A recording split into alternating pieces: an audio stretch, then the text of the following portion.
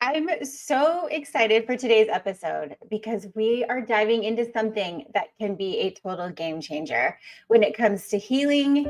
Welcome to Love and Trauma, the real deal. I'm Danielle Sebastian, best-selling author, coach, and yes, I've been through the marriage trenches myself. This show is all about how to actually deal with trauma in relationships and make it work without losing your mind. If you're ready for honest talk, no fluff, and tools that cut through the noise, tune in because let's face it, love can be a bit of a mess, but it's a mess worth figuring out. This is Love and Trauma, the real deal.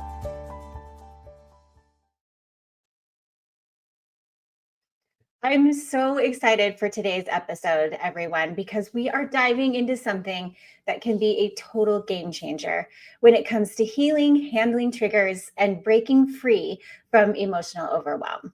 My guest today is Nicole Gotthold, and she is a transformational breathwork, energy, and empowerment practitioner.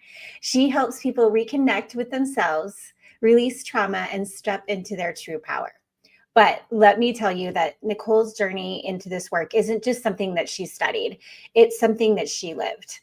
With her husband passing away unexpectedly in 2020, she was left feeling exhausted, lonely, and overwhelmed, completely unsure of how to move forward. The grief, the anxiety, and self-doubt consumed her, and no matter what she tried, nothing seemed to release the weight that she was carrying until she found breathwork, and everything changed. So not only did it help her regulate her nervous system, but it also gave her awareness that she needed to separate what she was actually feeling from the emotions that were affecting her everyday life. So instead of spiraling, she learned to pause and she asked herself, am I just hungry? Am I just tired? Or is this something deeper that I need to heal? That shift alone was life-changing, and it really helped her stop reacting from a place of emotional overload and start making intentional, real changes in her life. So that's exactly why I wanted someone like her to be on the show today. And she did a great job, because if you've ever really felt stuck in emotional cycles, overwhelmed by triggers, or like traditional talk therapy isn't doing it, it's not quite enough. This conversation is to open you up to the possibilities. So we're going to discuss how breath work can help you regulate your nervous system, the connection between your past experiences, emotional triggers, and then the subconscious mind, how to separate triggers from truth, and the exact tools that Nicole used to reclaim her strength and shift her emotional state, and how we can break multi-generational trauma patterns. So Nicole has lived this process, and she's here to show you that no matter how deep the pain, healing is totally possible. And if you stick to the end, she's also sharing some free, easy breathwork exercises and techniques that you can start using today. So let's just jump right into the interview. I have Nicole Gotthold with me today. And Nicole and I were able to spend, it was just a few weeks ago, I think, some time together in Miami. We were both at the Women Thrive retreat. And it was just so wonderful because I was able to meet so many women who have used their story to help others. And I really wanted Nicole to be on the show today to talk about her experiences and how she has overcome them and share those wisdoms with us. So thank you for joining me today, Nicole. Thanks so much for having me. It's been so great to get to know you and the rest of the women in Miami. There's so many inspiring stories that it really does inspire you to speak your truth, right? To say, oh, that we all have a story, and that story is important.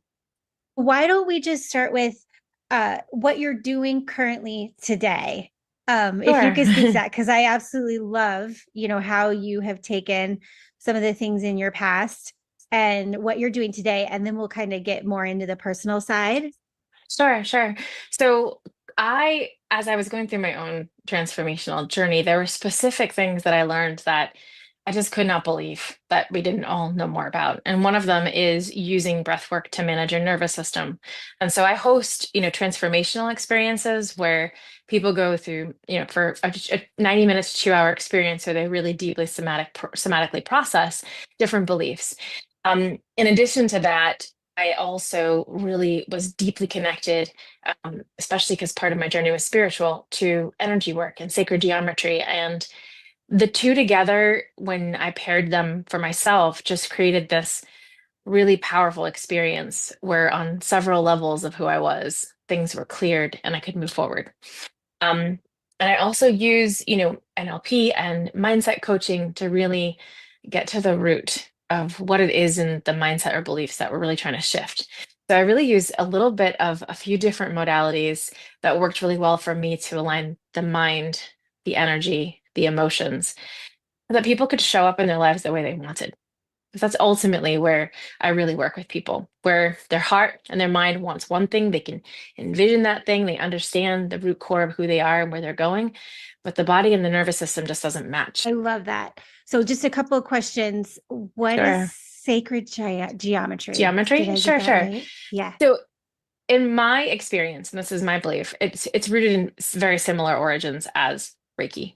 And so it's an energy clearing or energy medicine that uses sacred geometry, which is the building blocks. And it's really tapping into my energy, the vibration that I'm holding. And I use it specifically to get myself in the right frame of mind, using both breathing techniques and sacred geometry to really make sure that the environment, it just feels unconditionally loving. And so, when people use the term body work, Mhm. is that what you're doing, or what is the difference? Yeah, so I don't need to actually touch anyone to use the energy healing at all. That's more in the somatic processing. So I'm a certified somatic processor as well.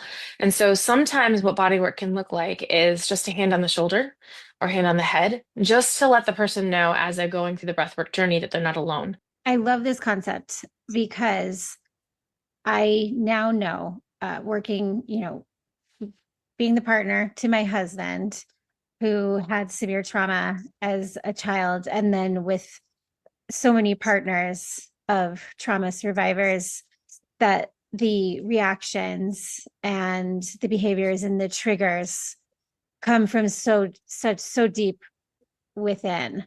And I love the idea of looking at other ways, despite other than just talk therapy, for Mhm. how you can tap into that and release the pressure or the hold that those emotions have over you. Can Yeah, you talk about maybe your personal experience and what you've seen with others with the breath work? sure, sure. I do use talk therapy too, and I see doctors and I use all of it. I really Yeah. believe that it's I just wanted to share. I believe it's each up to each of us individually to use all the tools that we can, because it's a Yeah. combination of things. For some people, it might be subconscious beliefs that we're holding. There could be quite a bit of trauma in the body itself that doesn't match what the mind and the heart wants anymore, but it still shows up. And I think it's really important for us as that comes up, the power we give those emotions in the moment, what we make it mean. Because sometimes it's not even ours to hold on to, right? It's actually something just needs to be released. And so to have a space, and this is what it did for me, to have a space to scream the rage, to cry the tears, to let it come up and come out. And there's just this beautiful moment where it releases and you realize it's no longer something that you're carrying in your shoulders anymore, or in your stomach, or in your heart. You know that something has shifted. But what really makes a difference, and this is where I think when you go to someone for something versus when you start acting differently in your everyday, especially with relationships that trigger you. And partnerships are one of the main partnerships, parentships, and being the child, even as an adult child, right? Your mother or your father, or your brother, your sister, those are the ones that trigger you the most. Because they say if you think you've healed, spend some time with your family. And then and then you know for sure if you have. but it's when you can be different, when you can respond differently. Mhm. It's developing the tools in order to process them when they do come up. And to understand the root, right? I mean, sometimes we will have processed something in the mind, like, I'm no longer a child that's not safe. And so, because of that, and maybe we've forgiven the people in our life who have made us unsafe as a child, in our hearts, we've generously moved forward. But then every time we feel unsafe, we are not going back, right? And so the response might be really, really strong. Every time that root wound gets triggered, you're put into that place because our body programmed when I feel fear. It could even be a song on the radio. It could be the way the light was hitting. I still get weird feelings when I have a perfectly beautiful day like 9/11 because I was in New York City when that happened. It's like an eerie feeling. It just triggers that, I don't like the fact that it's nice outside, right? It's still there. But when that comes up, having a process where you check in with yourself and you know what it feels like to be out of alignment and how to get yourself back in alignment And that comes often with it. it takes somebody to hit rock bottom, to have a really painful experience before they end up doing this work to release it. Yeah, I can tell you from my personal experience, my husband passed away in 2020, and in processing his death, um, I was really responding the way I always had, which was a overachiever, a fight or flight, which was fight and flight, a way of making it better, fixing the problem, preventing any problems. Yet, as I was driving down the street one day, it was a small thing that wasn't going to go as planned. I don't even remember. That's how insignificant it was. But it had set off an anxiety that I had to, like, literally my mind went to this creative place of like, everything's going to go to hell in a handbasket if I don't fix this one tiny problem, which is like maybe, you know, buying tickets in time for something. Like it was really insignificant for how I was feeling, but it triggered a litany of, my husband's death was a surprise. It was something that was unexpected and from an accident. And so that whole, oh my God, I didn't prevent all these things happening before I knew that they were going to happen. The surprise fear, every time that comes up, it brings up a litany of anxiety. And it still does if something has a real negative consequence. But I know what that feels like now. I know what it feels like when my chest tightens and my stomach tightens because I, for the most part, sit out of that space now. So when it does happen, it feels weird. And I realized that if I continued to respond this way to everything, if I didn't change, nothing would change. I love when you were talking about how the same patterns repeated Sure, itself. Tell me how that absolutely. was played out.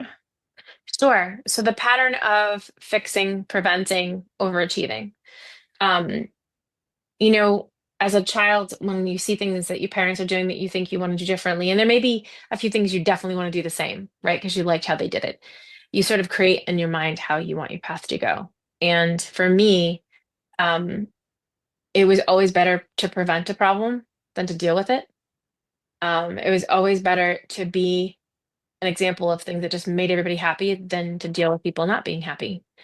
I realized at a young age that when people were upset with me, I could feel it. I could feel it. I was mad at myself. I was always afraid that people wouldn't like me or wouldn't. Um, I didn't want to be anything other than a good person. I didn't want to give anyone a reason to actually be upset with me. Um, and still exploring some of the roots of that. Some are obvious. Um, you know, a family of neurodivergence and the connection to things like addiction or behavior abuse, self-management can be really challenging when you're neurodivergent.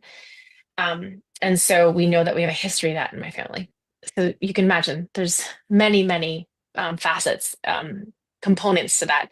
Because I don't think anybody is the only person with trauma in a situation.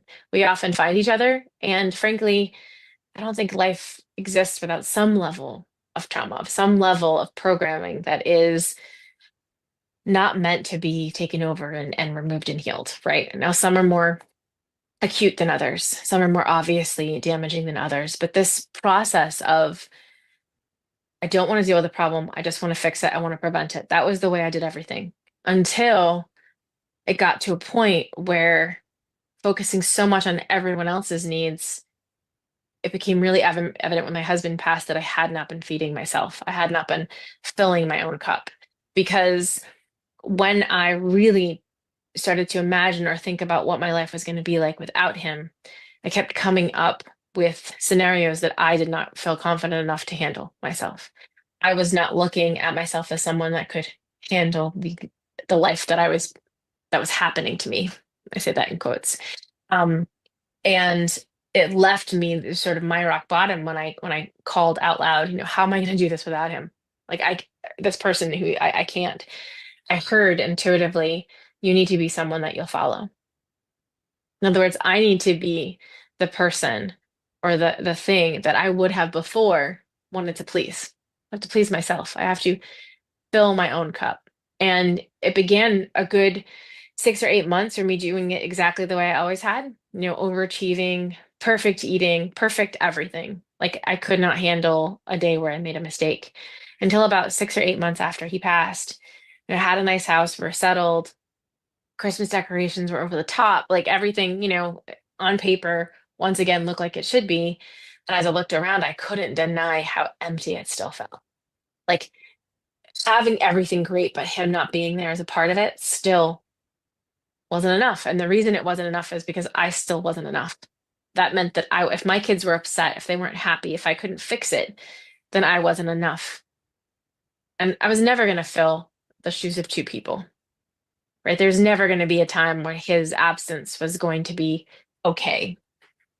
And I was in complete denial of that. And what I realized more than anything is that my children were feeling the same. That if anything, my wanting to be perfect made them feel like they had to be perfect. And perhaps I was actually making it harder for them to heal, because there really isn't a right way to heal. Did you start to realize that all the things that you thought you were fixing and controlling, you really didn't? No, I call it the Have choking the control. bunny. Yeah, it's kind of choking the bunny syndrome. It's like you love it so much you choke the hell out of it. It's like, pretty bunny, pretty bunny. Yeah, for sure. I realized that I was actually making it a lot harder because it wasn't what I was saying and doing it. It was the vibration that I was doing it in. Certainty was a huge need for me that I've worked on quite a bit. To be okay with being in the moment, enjoying it for what it is, and letting go of the outcome. Because sometimes, it's not the thing that you want. It's the emotion you think the thing is going to bring you. And so if you can start to realize that you can call up any emotion you want at any moment, will have that level of self-mastery, then no material thing will bring it or not bring it. You're going to feel it regardless of what the outcome is. Can you talk about how the trauma of your husband's death and other events in your life, other things that you brought into your relationships that didn't serve you?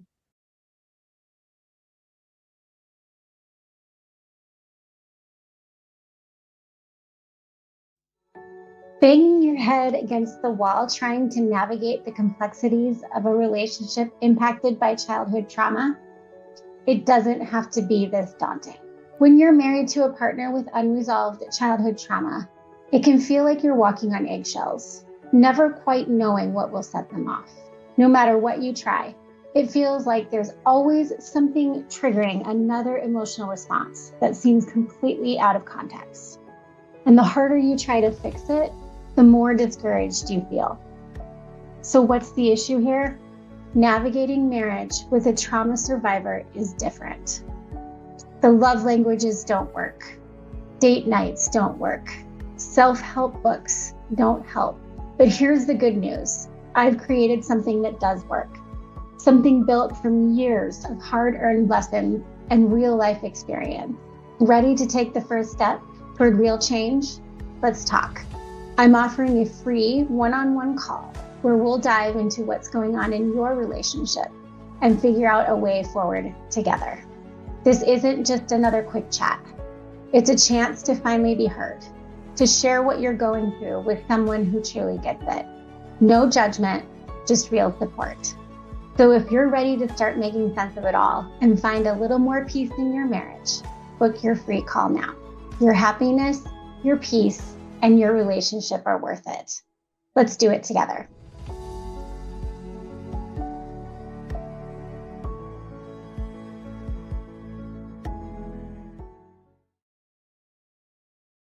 Before I really, and even during as I started to work on it, you know, I having a hard time telling people no.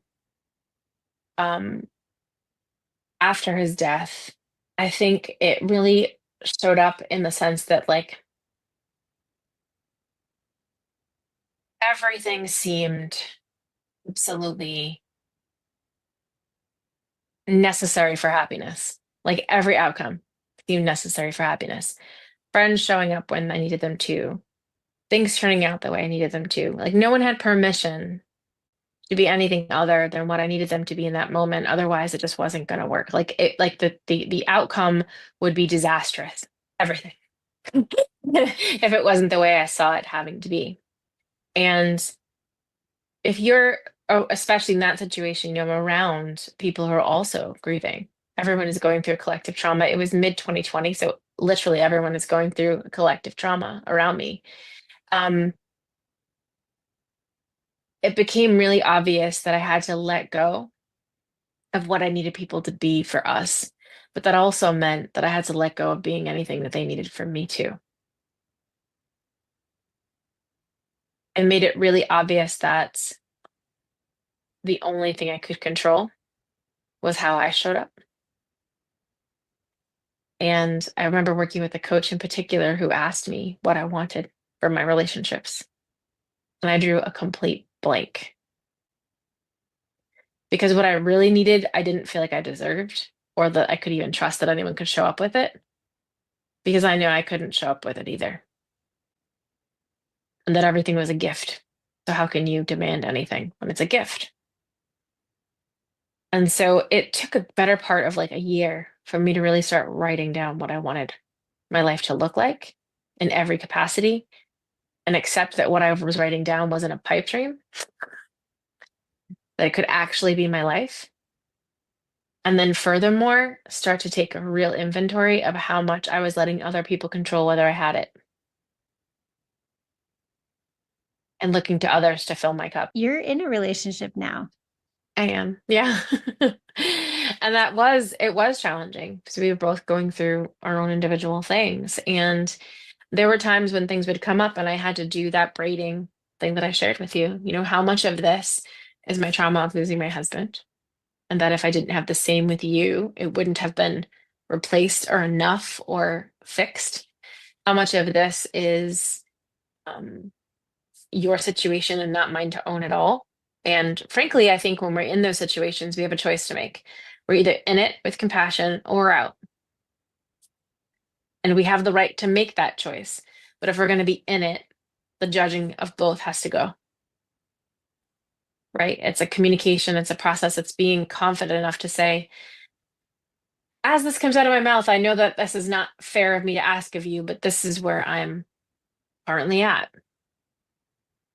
And so I would oftentimes hold things back until that unbraiding was finished.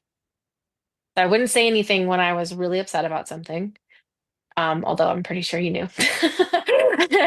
I would kind of be quiet and then I would do the work. Okay, this is coming up. This is triggering me. Holidays are a big one, you know, who was with who when and the kids and all of that. And trying to make everything the way we wanted it to be. Taking the signals of people being unhappy as it all not being okay when it's normal that everyone's going to have, you know, emotions and things that come up. And then asking those questions. How much of this is because I fear or I'm hurting the hole that was left? How much of this isn't okay? The situation is something that has to be healed and we have to have that conversation. And how much of this is something I wouldn't want for my future, regardless of who's in it? In other words, don't lose sight of what you really want and knowing that that other person, if at some point they can't fill it, it's okay to say that we're not right for each other. But not staying with someone because of the potential you think they have. Yeah. And so the breath work and the work that you've done has allowed you to be able to ask those questions.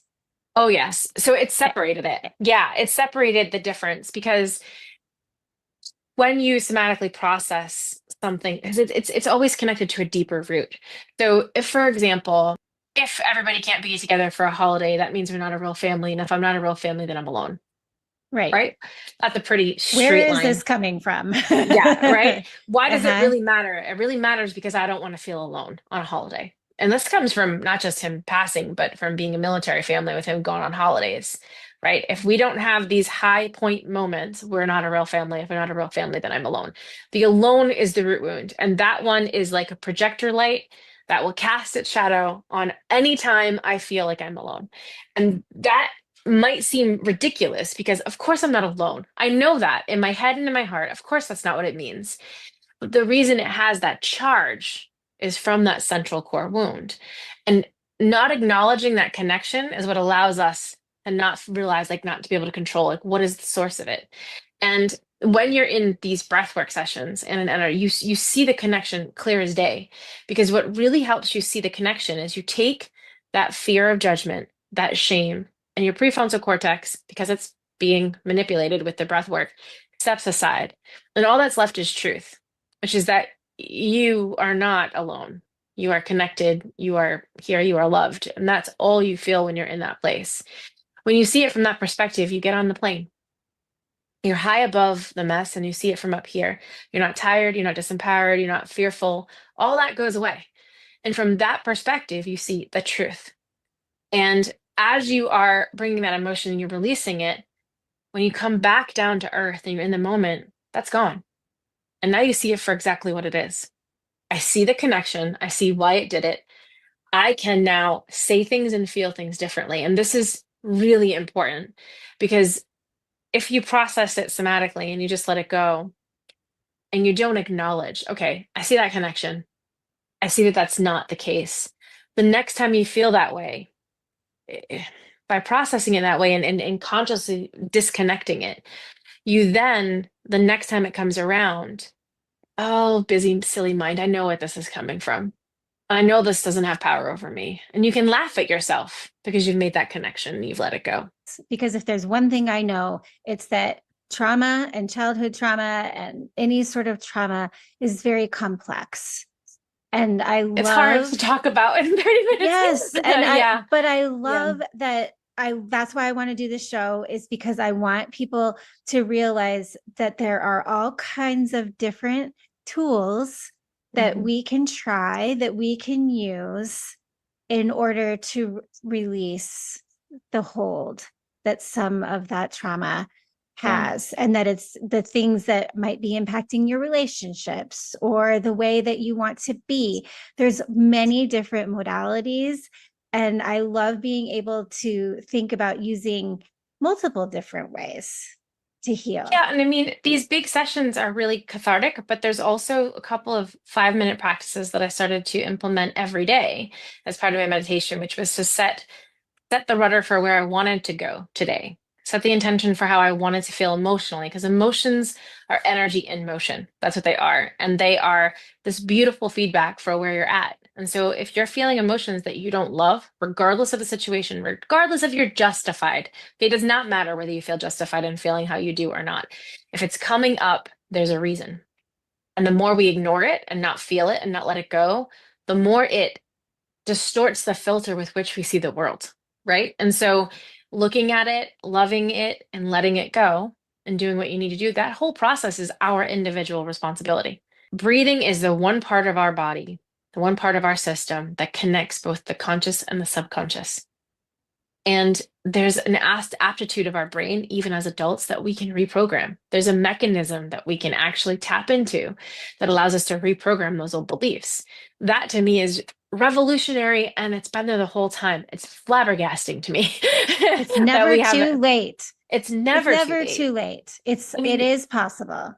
yeah, and I have been healing generational trauma. You know, my mom is 70, and we have conversations that she'll tell you we never thought we would have, perspectives and shifts and changes. Um, and it came from one of us, including her, at time being the one that was able to shift out of role of mother or daughter. So when we're in relationships, and this is an important piece, When we're triggered, we show up with a persona that helps us be safe. And whether your system goes into freeze, fight, or flight, whatever it does for you, it does it beautifully. And it did it in a time in your life when it needed to keep you safe. And so if it still shows up in that pattern, it's still doing this beautiful thing of keeping you safe. So we can just stay there for a minute because that's really important. It's not better if you're someone who's always fixing things versus someone who freezes. Neither is better or worse. It's just the way your system shows up. But acknowledging that that computer malfunction, right? It's happened in a time where you needed to survive, that it can be rewired.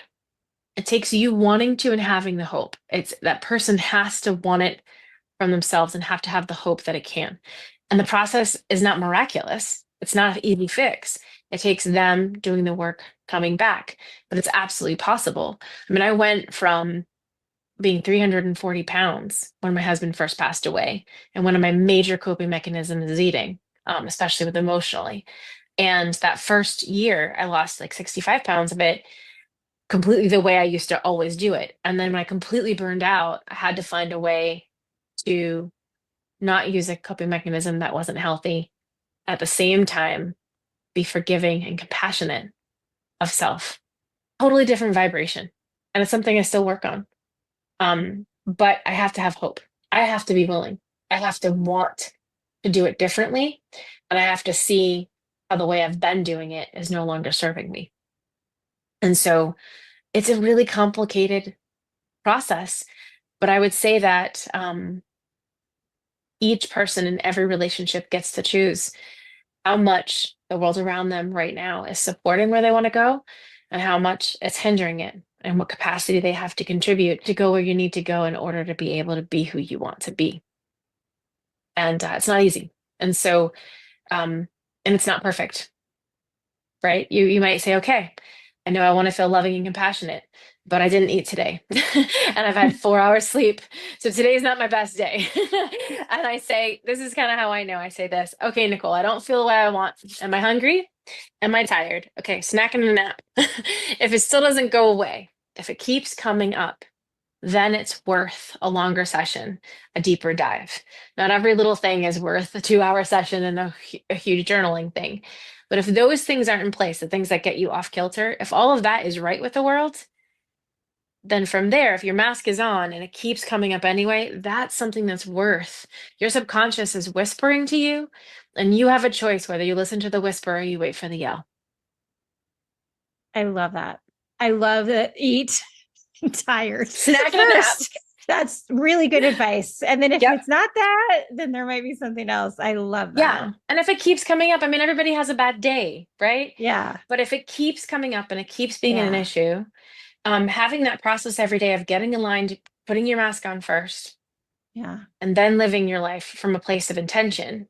I'm telling you, after a while, you'll know when your body doesn't feel right, and you're like, "Oh man, we just got to go to bed for the night. We're gonna get out of this day, start over tomorrow. It'll be better." And I won't need to feel that way. It happens less often. I would go from crying for 12 hours right after my husband passed to it taking 5, and then taking 4, and then taking 2, and then not really being upset anymore. Right? It's a slow, progressive process. Absolutely. Nicole, thank you. You're Thank welcome. you so much for showing us all these different tools and things that are available. And what I want to do is get some resources. If this is resonating with people, that you would recommend that they explore. Sure. In I have a couple of order one pagers. to- Yeah. Yes. Yeah. I have a couple of Okay. one pagers I can give you. One is a 5-minute reset to Okay. amp your body up for energy and inspiration. Another one is a 5-minute reset to calm. Oh, Those two are great. love it. I love little tools that we can add to the toolbox Yes. that anybody can do anywhere at any time. I love that. Thank you so Awesome. much for your time today. You're very welcome. Thank you.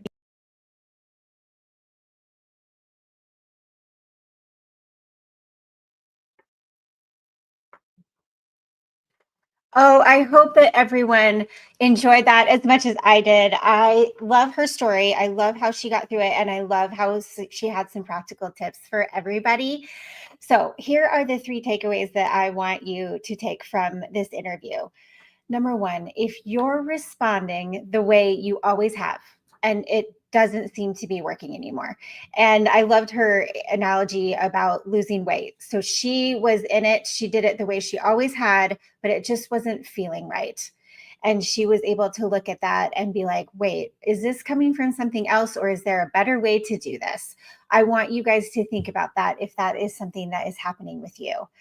I loved that she was talking about in relationships that you're either in or you're out. If you are currently in a relationship that you're just going through the motions and you're just surviving, I think it might be time for you to explore if some of the things that happened in your past or some of the things that you've always been doing the way that you always have can be changed. And I want everybody to hear what we said, that it's never too late. Those things can be rewired. Those patterns can change for the better, even though those behaviors served you, they had this purpose, they are good. Sometimes they go to the extreme or they don't work in a particular relationship or situation, and they can be adjusted. It is, she said, it's not easy, but if it keeps coming up, it's something that we should probably address. And in my show notes, I will include the one pagers and those recommendations for those breathwork activities for you all to have, as well as Nicole's information, so that you can reach out to her and think more about breathwork as a tool in your toolbox moving forward. Can't wait to see you next week. All right, that's a wrap for today on Love and Trauma, the real deal. Big thanks to my guests for sharing their insights. Couldn't have done it without you. Now, for those of you looking to take this journey further, I've got something special.